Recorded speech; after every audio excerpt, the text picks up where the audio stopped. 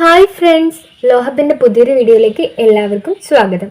അപ്പോൾ നമ്മൾ ഇന്ന് ഡിസ്കസ് ചെയ്യാൻ പോകുന്നത് മാട്രിമോണിയൽ റെമഡീസ് ഓർ റിലീഫ് എന്ന് പറഞ്ഞ ടോപ്പിക്കാണ്. അതിൽ റെസ്റ്റിറ്റ്യൂഷൻ ഓഫ് കോൺസ്റ്റിറ്റ്യൂഷണൽ റൈറ്റ് എന്താണെന്നാണ് ഇന്ന് ഡിസ്കസ് ചെയ്യാൻ വേണ്ടി പോകുന്നത്. അപ്പോൾ റെസ്റ്റിറ്റ്യൂഷൻ ഓഫ് കോൺസ്റ്റിറ്റ്യൂഷണൽ റൈറ്റ് എന്താണെന്ന് നോക്കാം. സെക്ഷൻ 9 ഓഫ് HML ആണ് restitution of constitutional right discuss ചെയ്യുന്നത്. Restitution of constitutional right if a other spouse has withdrawn from their society without reasonable cause. അതായത് ഒരു റീസണും ഇല്ലാതെ ഒരു സ്പൗസ് മാട്രിമോണിയൽ സൊസൈറ്റിയിൽ നിന്ന് വിഡ്രോ ചെയ്യുകയാണെങ്കിൽ അതർ സ്പൗസിന് ഡിസ്ട്രിക്ട് കോർട്ടിൽ ഒരു പെറ്റീഷൻ ഫയൽ ചെയ്യാം. അതാണ് റെസ്റ്റിറ്റ്യൂഷൻ ഓഫ് കോൺസ്റ്റിറ്റ്യൂഷണൽ റൈറ്റ്. ഇപ്പോൾ സെക്ഷൻ 9 ഇതിന് കുറച്ച് കണ്ടീഷൻസ് പറയുന്നുണ്ട്. ഇപ്പോൾ ഫസ്റ്റ് വൺ എന്ന് പറയുന്നത് ഹസ്ബൻഡ് ആൻഡ് വൈഫ് ആയിരിക്കണം. അതായത് restitution of constitutional right file ചെയ്യണമെങ്കിൽ ഇറങ്ങിപ്പോയ സ്പൗസ് അതുപോലെ തന്നെ പെറ്റീഷൻ ഫയൽ ചെയ്യുന്ന സ്പൗസും ഇവർ രണ്ടുപേരും ഒന്നിക്കൽ ഹസ്ബൻഡ് ആൻഡ് വൈഫ് ആയിരിക്കണം. അതുപോലെ തന്നെ വിഡ്രോവൽ ഫ്രം ദ സൊസൈറ്റി, അതായത് മാട്രിമോണിയൽ സൊസൈറ്റിയിൽ നിന്നായിരിക്കണം ഇറങ്ങിപ്പോയിട്ടുണ്ടാവുക. ആ ഒരു വിഡ്രോവൽ ഉണ്ടായിട്ടുണ്ടെങ്കിൽ മാത്രമേ റെസ്റ്റിറ്റ്യൂഷൻ ഓഫ് കോൺസ്റ്റിറ്റ്യൂഷണൽ റൈറ്റിന് നമുക്ക് പെറ്റീഷൻ ഫയൽ ചെയ്യാൻ വേണ്ടി പറ്റും. അതുപോലെ തന്നെ withdrawal from the society without any reason, അതായത് ഒരു റീസണും ഇല്ലാതെ ആയിരിക്കണം ഇറങ്ങിപ്പോയിട്ടുണ്ടാവുക. അതായത് ഇപ്പോൾ ഹസ്ബൻഡ് മർദ്ദിച്ചത് കാരണം വൈഫ് ഇറങ്ങിപ്പോയി കഴിഞ്ഞാൽ ഹസ്ബൻഡിന് തിരിച്ചു വിളിക്കാൻ വേണ്ടി പറ്റില്ല. അതായത് വിത്തൗട്ട് എനി റീസണിലാണ് ഇപ്പോൾ ഇറങ്ങിപ്പോകുന്നതെങ്കിൽ നമുക്ക് restitution of constitutional right file ചെയ്യാം. By petition to the district court, അതായത് ഡിസ്ട്രിക്ട് കോർട്ടിലായിരിക്കണം പെറ്റീഷൻ ഫയൽ ചെയ്യേണ്ടത്. The truth of the statement, അതായത് സ്റ്റേറ്റ്മെന്റ് ട്രൂത്ത് ആയിരിക്കണം. അതായത് ഇറങ്ങിപ്പോയി എന്ന് പറയുന്ന കാര്യവും വിത്തൗട്ട് എനി റീസൺ ആണെന്നൊക്കെ പറയുന്ന കാര്യങ്ങൾ, അതായത് ഡിസ്ട്രിക്ട് കോർട്ടിൽ ഒരു പെറ്റീഷൻ ഫയൽ ചെയ്യുമ്പോൾ ആ പറയുന്ന കാര്യങ്ങൾ ആ ഒരു സ്റ്റേറ്റ്മെന്റ് ട്രൂത്ത് ആയിരിക്കണം. പിന്നെ ഇവിടെ ബേർഡൻ ഓഫ് പ്രൂഫ് വരുന്നത് റെസ്പോണ്ടന്റിനാണ്. അപ്പൊ നമുക്കിനി ഇതിൽ നോക്കാനുള്ളത് remedies available to the petitioner ഏതൊക്കെയാണെന്നുള്ളതാണ്.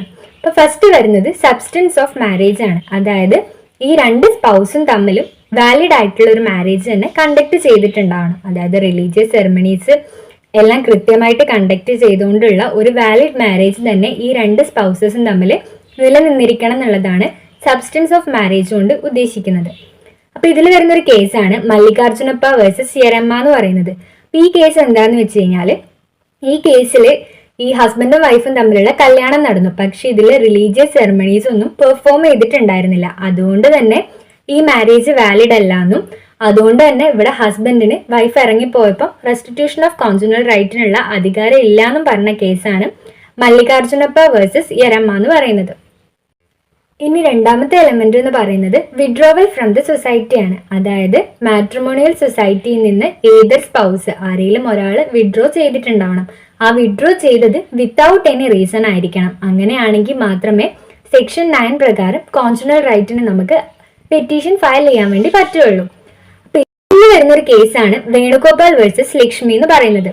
The court ruled that the suit for a restitution of constitutional right can be maintained even if the parties have not previously lived together or consumed the marriage.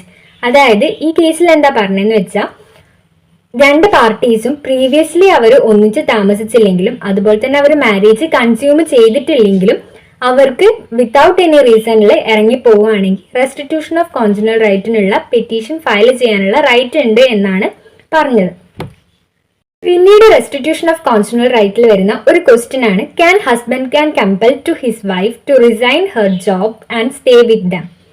അതായത് ഹസ്ബൻഡിന് ഭാര്യയുടെ ജോലി resign ചെയ്തിട്ട് ഹസ്ബൻഡിന്റെ കൂടെ താമസിക്കാൻ പറയാൻ പറ്റുമോ എന്നുള്ള അതിനുള്ള റൈറ്റ് ഹസ്ബൻഡിന് ഉണ്ടോ എന്നുള്ളതാണ് റെസ്റ്റിറ്റ്യൂഷൻ ഓഫ് കോൺസ്റ്റിറ്റ്യൂഷണൽ റൈറ്റിലുള്ള ഒരു ക്വസ്റ്റ്യൻ എന്ന് പറയുന്നത്.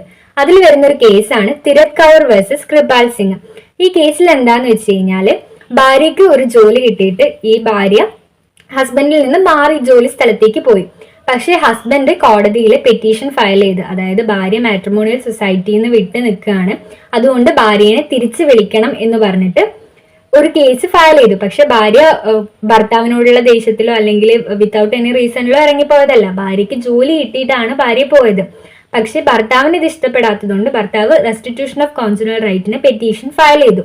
അപ്പൊ കോടതി പറഞ്ഞത് ഹസ്ബൻഡ് ഇങ്ങനൊരു പെറ്റീഷൻ ഫയൽ ചെയ്തിട്ട് ഭാര്യനെ തിരിച്ചു വിളിക്കുകയാണെങ്കിൽ ഭാര്യ ജോലി ഉപേക്ഷിച്ച് തിരിച്ചു വരണം എന്നാണ്.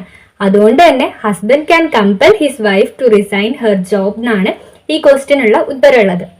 നമുക്ക് ഇനി ഡിസ്കസ് ചെയ്യാനുള്ളത് constitutionality of section 9 of HMA ആണ്. അതായത് റെസ്റ്റിറ്റ്യൂഷൻ ഓഫ് കോൺസ്റ്റിറ്റ്യൂഷണൽ റൈറ്റിന്റെ കോൺസ്റ്റിറ്റ്യൂഷണാലിറ്റി എന്തൊക്കെയാണെന്നുള്ളതാണ്.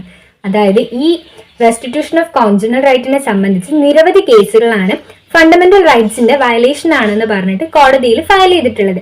കാരണം ഇപ്പോൾ ഒരു സ്പൗസ് വിത്തൗട്ട് എനി റീസണിൽ ഇറങ്ങിപ്പോവാണ്. ഇപ്പൊ അതായത് ഭാര്യ ഒരു റീസണും ഇല്ലാതെ ഭർത്താവിന്റെ അടുത്ത് നിന്ന് ഇറങ്ങിപ്പോയി എന്ന് വിചാരിക്കുക. അപ്പൊ ഭർത്താവിന് restitution of conjugal right file ചെയ്യാം. അപ്പൊ ഇങ്ങനെ ഒരു ഇത് ഫയൽ ചെയ്യുകയാണെങ്കിൽ അത് ഇറങ്ങിപ്പോയ ആളുടെ റൈറ്റ് ടു പ്രൈവസിയുടെ വയലേഷൻ ആണെന്ന് പറഞ്ഞിട്ട് നിരവധി കേസുകൾ വന്നിട്ടുണ്ട്.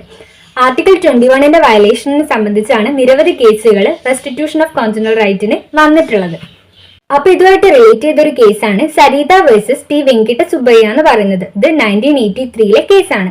അതായത് ഈ കേസിൽ എന്താന്ന് പറഞ്ഞു വെച്ചാൽ Andhra Pradesh high court declared section 9 of Hindu marriage act 1955 unconstitutional and void. അതായത് സെക്ഷൻ 9 റെസ്റ്റിറ്റ്യൂഷൻ ഓഫ് കോൺജുഗൽ റൈറ്റിനെ അൺകോൺസ്റ്റിറ്റ്യൂഷണൽ ആൻഡ് വോയിഡ് ആണെന്ന് ആന്ധ്രാപ്രദേശ് ഹൈക്കോർട്ട് ഡിക്ലെയർ ചെയ്ത ഒരു കേസാണ് സരിത വേഴ്സസ് ടി വെങ്കിട്ട സുബ്ബയ്യ എന്ന് പറയുന്നത്.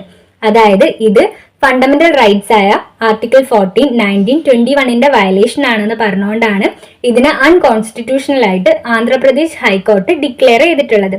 അതായത് ഇത് റൈറ്റ് ടു ഇക്വാലിറ്റിന്റെയും ഫ്രീഡത്തിന്റെയും റൈറ്റ് ടു പ്രൈവസിയുടെയും വയലേഷൻ ആണെന്ന് പറഞ്ഞുകൊണ്ടാണ് സരിത വേഴ്സസ് ടി വെങ്കിട്ട സുബ്ബയ്യ എന്നുള്ള കേസിൽ Andhra Pradesh high court section 9 unconstitutional and void ആയിട്ട് പറഞ്ഞിട്ടുള്ളത്. നമ്മളിന്ന് ഡിസ്കസ് ചെയ്തത് സെക്ഷൻ 9 ഓഫ് HMA ആണ്. അതിൽ റെസ്റ്റിറ്റ്യൂഷൻ ഓഫ് കോൺസ്റ്റിറ്റ്യൂഷണൽ റൈറ്റ് എന്താണെന്ന് പറഞ്ഞു, അതിന്റെ കണ്ടീഷൻസ് പറഞ്ഞു, അതുപോലെ തന്നെ കോൺസ്റ്റിറ്റ്യൂഷണാലിറ്റി ഓഫ് സെക്ഷൻ 9 നമ്മൾ ഡിസ്കസ് ചെയ്തു. അപ്പം നിങ്ങൾ ഈ ചാനൽ ആദ്യമായിട്ട് കാണുകയാണെങ്കിൽ ചാനൽ സബ്സ്ക്രൈബ് ചെയ്യുക, വീഡിയോ ലൈക്ക് ചെയ്യുക, ഷെയർ ചെയ്യുക ആൻഡ് കമൻറ്റ് ചെയ്യുക.